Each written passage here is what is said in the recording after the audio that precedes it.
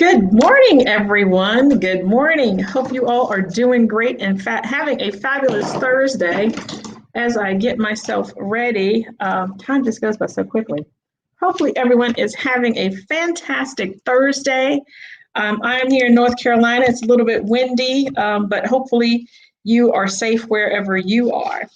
So today, if you're joining me today, put your location where you're listening from in the chat. I'd love to hear from you. And I have a fantastic guest today. But first, let me tell you about a couple of things that are coming up. My upcoming communication strategy course will be available January 21st. I'll give you more details for that. Don't forget, if you want to up your speakers game, join my speakers club, which is the second and fourth Thursday of every month at 7:30 Eastern Time. It's $19.97 a month. And if you or your company is looking to improve or have a diversity and inclusion program, hit me up on that. And other than that, we'll get started. So this morning, we have Lynn Roe, and I'll just read you a quick bio about her. But Lynn is the owner of LRS Consultants. She's been in the business for 9 years. And today she's going to talk to you about strategic planning for small businesses and entrepreneurs, and how it is different from what most people imagine strategic planning to be on their experiences with corporate strategic planning. Lynn is a certified professional coach, group facilitator, and change maker. She helps independent businesses develop a foundation of leadership that serves as a catalyst for growth. Applying knowledge and skills acquired over decades of working with small and large companies and nonprofits, she guides business owners in strategic planning and sound decision making, leveraging the strengths of individual team members and developing communications that build collaboration, respect, and trust, and that is so needed.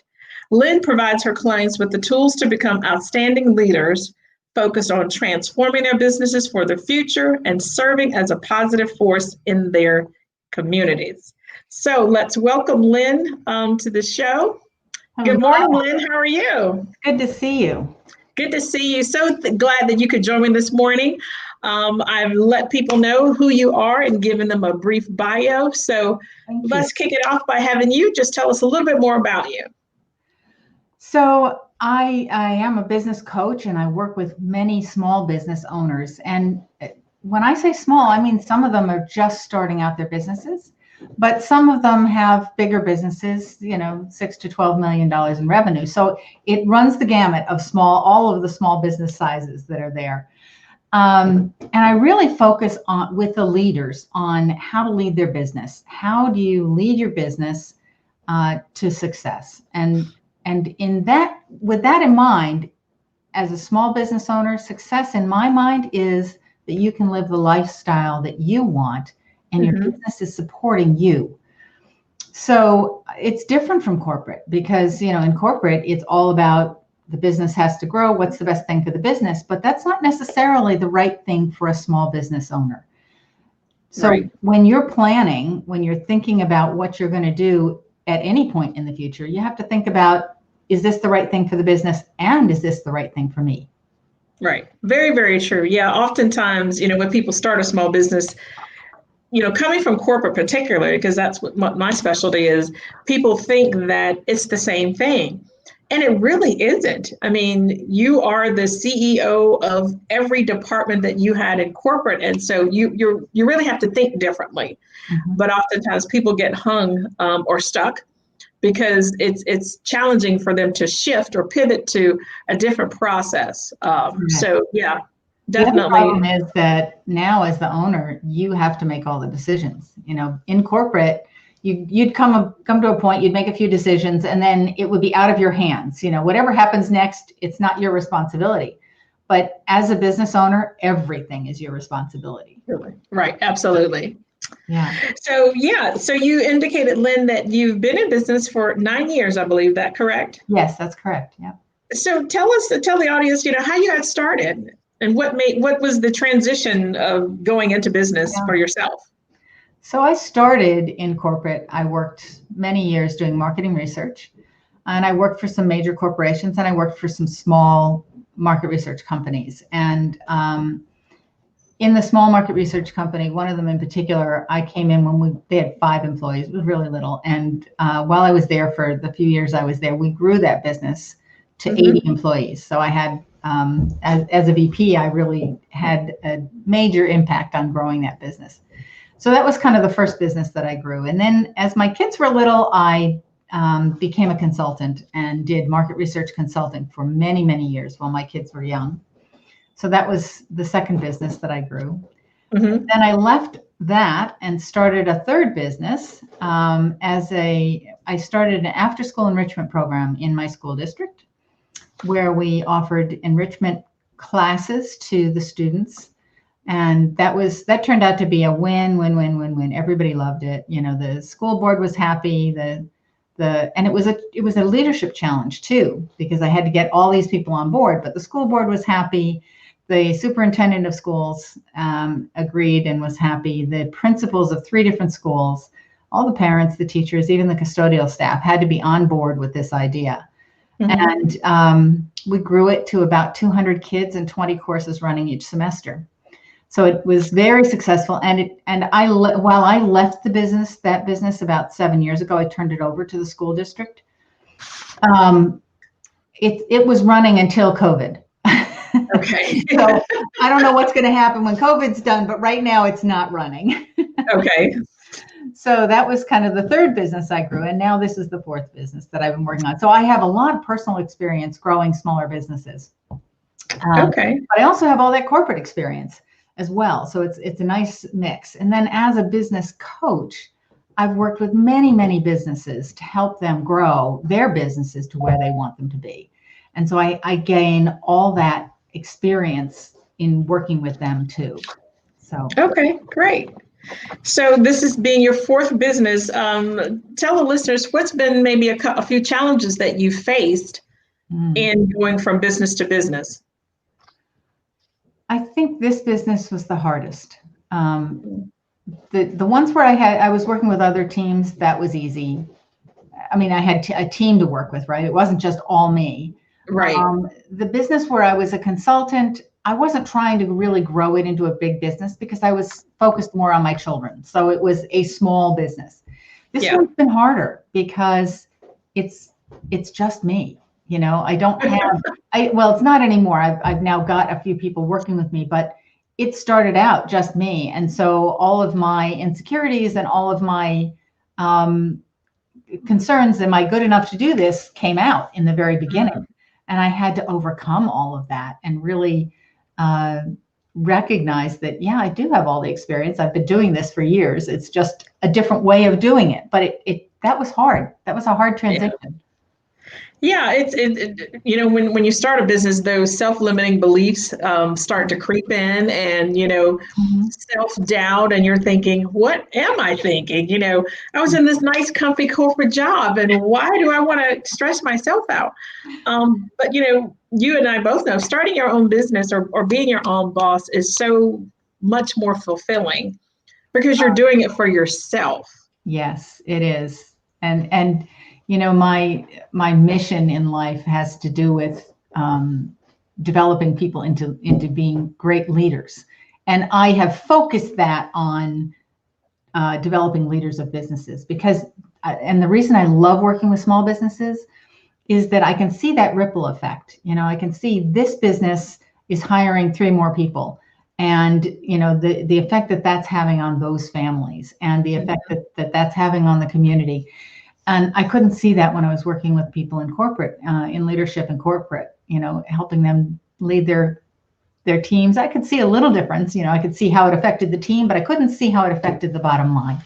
And I just love seeing how it affects the bottom line and the community. So yeah, there is a big difference because, you know, in corporate, I had a team myself, and I was always trying to make sure that, you know, my leaders were getting trained and I was getting trained. But you didn't, like you said, you didn't always see the growth because it's just very different where, you know, in a small business, things you're close to it so much more. So you can see changes immediately because you're having to make decisions immediately and sometimes on the fly. Yes, often on the fly. Yeah. Yeah, it's no more going into the corporate boardroom and there's 15 people and we all got to vote and decide you like this or you don't. No, it's like, okay, decisions got to be made. What are we doing today? Yeah. And the corporate boardroom is almost a safety net, okay, I don't have to make the decision today. I've got these other people who are going to help me make this decision. But as a small business, you have to make the decision. And often you don't have a lot of time. You just have to make it, right? Yeah, you have to make it. And so, yeah, that's really good because I'm working on my dissertation. And so that is what it's about, is how small business owners make intuitive decisions and what's the impact, particularly for real estate investors, because that's what I do. So I'm excited and interested to see how that's going to turn out. Yeah, very interesting. Yeah, what the results are going to be. Well, having a guiding star as a small business owner is, I think, really critical. It helps you make those decisions that you have to make on the fly.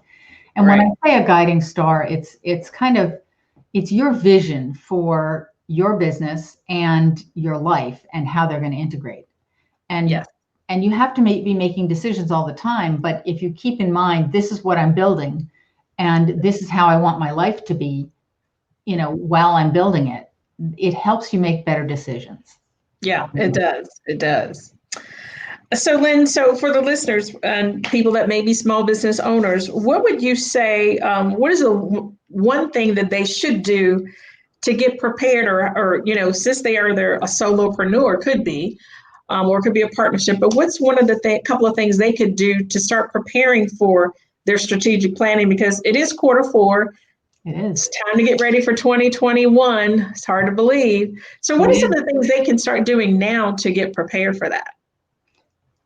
So I think right now is a perfect time to actually really develop your action plan for next year. But I would start with what is my long-term plan? Know that 10 years from now, this is the direction I'm headed.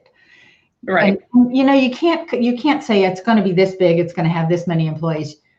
You don't know exactly that because the world is changing way too fast. But if you know the direction that you're headed, that you want a giant company, you want a small company, or you want to have this kind of an impact on the world, if those are the kinds of things you can put into your business direction. How is it going to be big or small? What is the impact I'm going to have on the world? Who am I going to be working with? And how much am I personally going to be doing? So how does it fit my lifestyle? Having that as your North Star really helps. So spending some time to really figure that out is critical. And then you can start breaking that down to, okay, if I'm going to get there in 10 years, in 3 years, I need to be in this place. And then break that down to, okay, if I'm going to be there in 3 years, where am I going to be this year? What do I have to accomplish this year? And at the broad end, at the 10 years out, it's not going to be all that specific.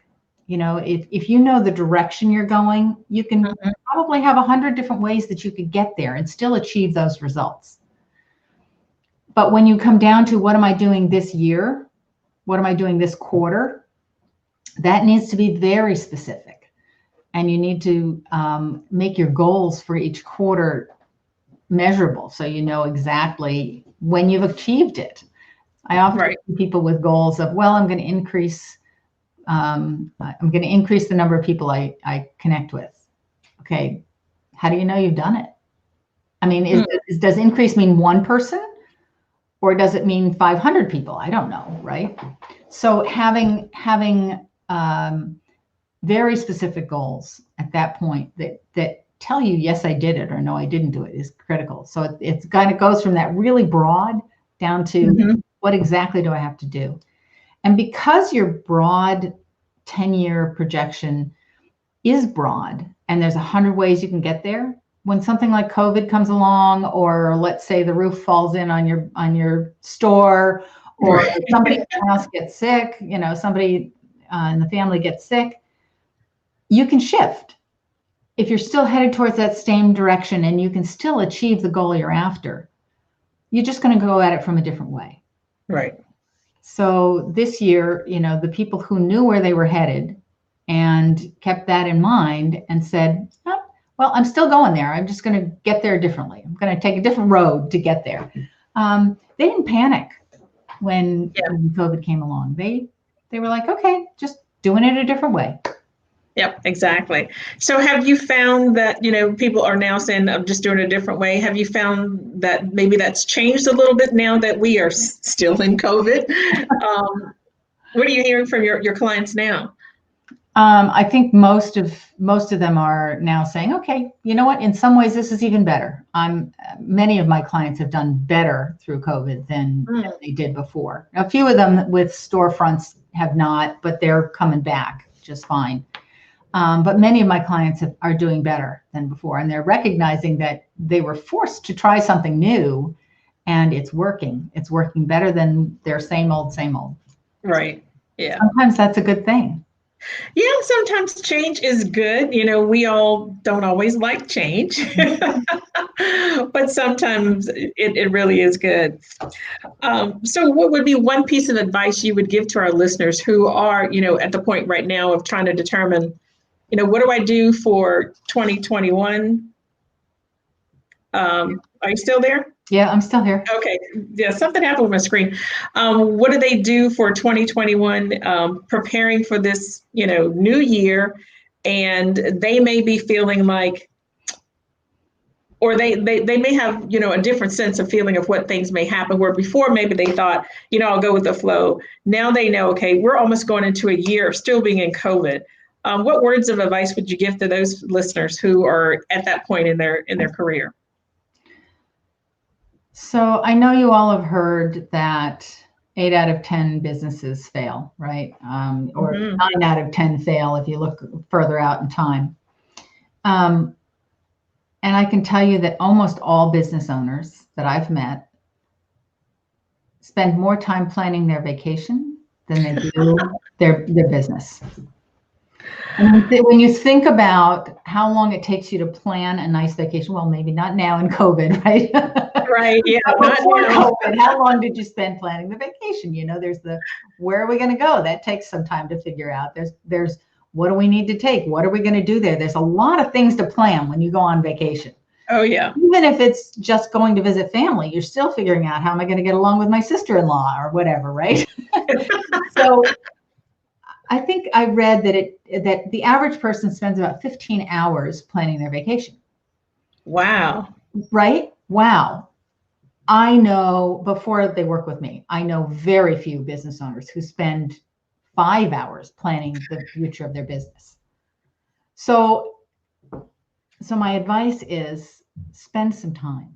Take some time to really plan out where you want to go with your business and how you're going to get there, and break it down to really small. I've got to talk to 8 people every week to get to reach my goal, if that's what it is, but break it down so that you know what you're going to do to get there.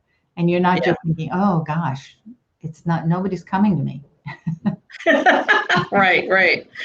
So now we often see, when December, January comes around, a lot of people are doing their storyboards. What are your thoughts on creating something like that for, their, it's a start, but what's your take on that? I think this is so funny. Storyboards are a great idea. And I think actually right now they're maybe more important than ever, because people's dreams are changing. They're like shrinking, seriously. Right now I'm dreaming about going out for breakfast at a restaurant, Who would have thought that would be something that, that would be exciting? Exactly. I mean, it used to be I want to take a trip to Europe. Now it's I want to go out for breakfast at a restaurant. Anyway, so I actually think storyboards right now are maybe even more important because it reminds you of your bigger dreams. I actually have never been a super storyboard lover. It's just not my thing. Right. But this year I did do a storyboard, and it's been motivational for me in knowing that, everything else has been kind of shrinking. I can look at my storyboard and say, oh, oh yeah, that's right, I'm doing that. That's where I'm headed. So I think that's a great thing to kind of get you started, but it's not enough. Right. You Yeah. need to take that and then make a plan to get there. Yeah, actually document it and, have something tangible. I always tell my clients, if you've got goals and objectives, that big, hairy, audacious goal, put it on your refrigerator or someplace where you can see it all the time to make sure that you are obtaining that goal. Right. Because, you can create a plan and it can be the best plan in the world. But if you don't use it and implement it, it doesn't mean anything.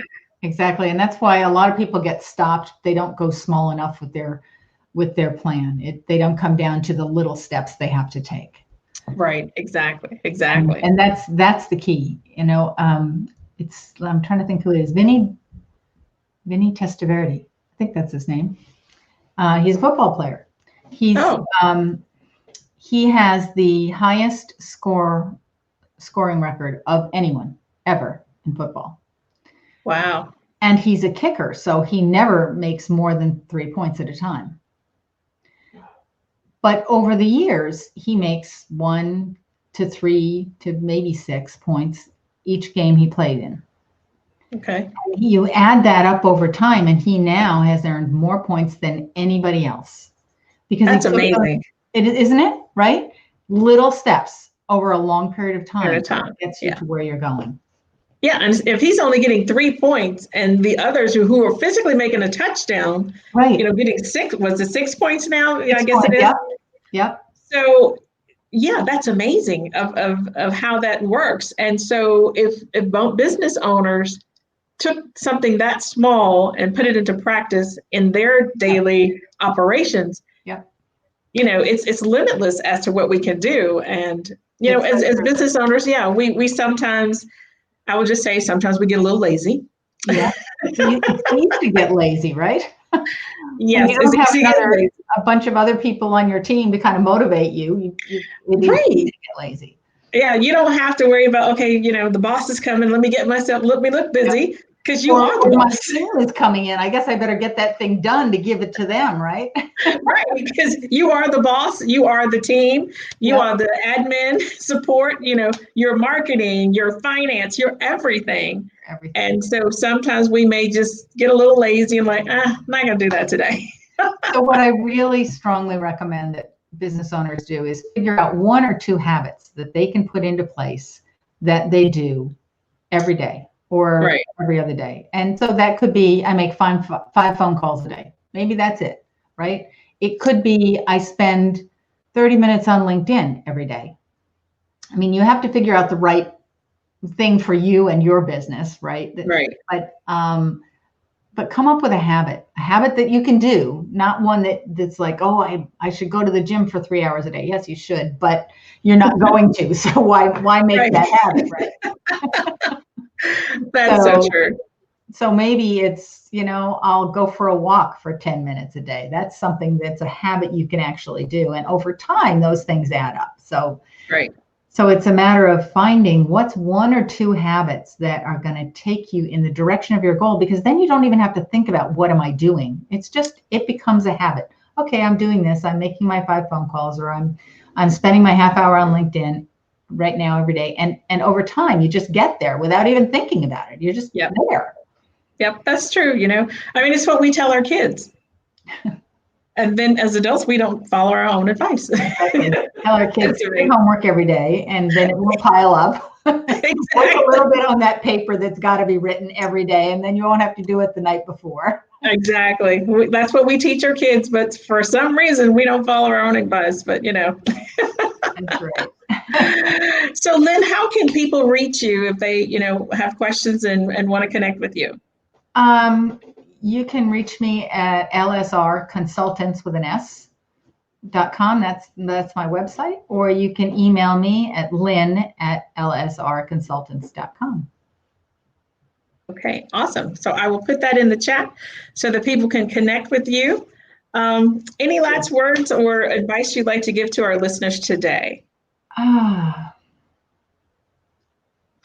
No, I just really want to encourage you to spend the time on planning your business.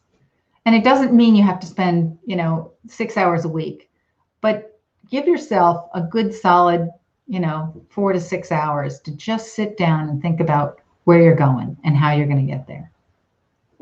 So, Right, exactly. Awesome. At least 4 to 6 hours. Yeah, at least 4 to 6 hours. Yeah, and I probably need to spend a little bit more than that myself, on my business, especially now, everyone needs to, with year end approaching, as we've talked about, it's quarter 4 results, and we want to make sure we all finish strong for quarter 4. But we also at the same time need to prepare for quarter 1, because in the blink of an eye, quarter 1 will be here, and then people will be scrambling trying to figure out, heck, I got to get stuff done. And it's so interesting that you say that, because right now it's quarter 4 and everyone is scrambling, right? Can you imagine if you scrambled like it was quarter 4 every quarter? Yeah. You get so much more done. So that's another reason to have a plan, because then you've got to scramble to reach your goals for that quarter. Yeah, right? That's true. That's true. So it becomes exponential what you can accomplish. Yep, absolutely. You're right. We all just got to, get busy and do what we're supposed to. And so for those that are listening, reach out to Lynn at lrsconsultants.com.